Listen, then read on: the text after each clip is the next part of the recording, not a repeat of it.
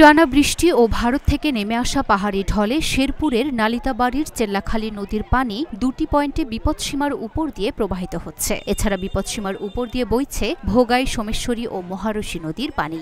একই সঙ্গে বাড়ছে মৃগী, দশানী ও পুরাতন ব্রহ্মপুত্র নদের পানি। এ অবস্থায় স্থানীয়রা আকস্মিক বন্যার আশঙ্কা করছেন। জেলা পানি উন্নয়ন বোর্ডের তথ্য মতে শেরপুরের চেল্লাখালী নদীর পানি বিপদসীমার ৩৪৬ সেন্টিমিটার, ভোগাই নদীর পানি বিপদসীমার ৪৭ সেন্টিমিটার উপর দিয়ে প্রবাহিত হচ্ছে।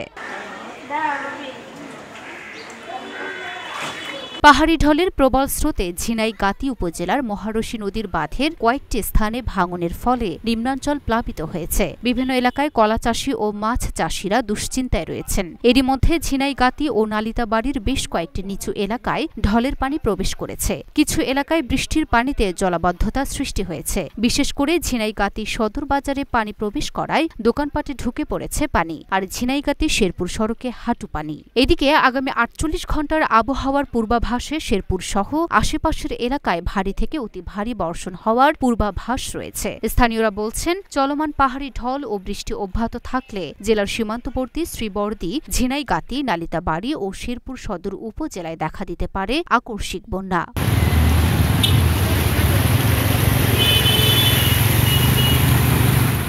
Luna Afroz, Dhaka post.